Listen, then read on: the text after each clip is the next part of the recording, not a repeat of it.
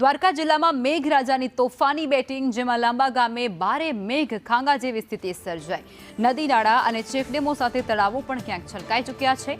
લાંબાથી પોરબંદર તરફના રસ્તાઓ ઉપર પણ પાણી ભરાઈ ગયા છે। મુખ્ય માર્ગ પર ઘૂંટણ સમા પાણી ભરાયા છે। વાહન ચાલકો અને રાહદારીઓને પારાવાર મુશ્કેલી। સંવાદદાતા જયસુખ જોડાઈ ચૂક્યા છે। જયસુખ, દેવભૂમિ દ્વારકામાં પણ અત્યારે ભારે વરસાદ અને અનેક વિસ્તારોમાં પાણી ભરાયા છે। શું છે સ્થિતિ હાલની? કરવામાં આવે તો હવામાન નિષ્ણાતોની આગાહીને પગલે દેવભૂમિ દ્વારકા જિલ્લામાં સતત ત્રીજા દિવસે પણ મેઘરાજા જે તોફાની બેટિંગ કરી રહ્યા છે। ત્યારે વાત કરવામાં આવે તો જામ કલ્યાણપુર તાલુકાના ગ્રામ્ય પંથકમાં પણ આજે મુસળધાર વરસાદ વરસી રહ્યો છે। તેમાં ખાસ કરીને વાત કરવામાં આવે તો લાંબા ગામે ભારે મેઘ ખાંગા થયા હોય તેવી સ્થિતિ હાલ અત્યારે સર્જાઈ છે।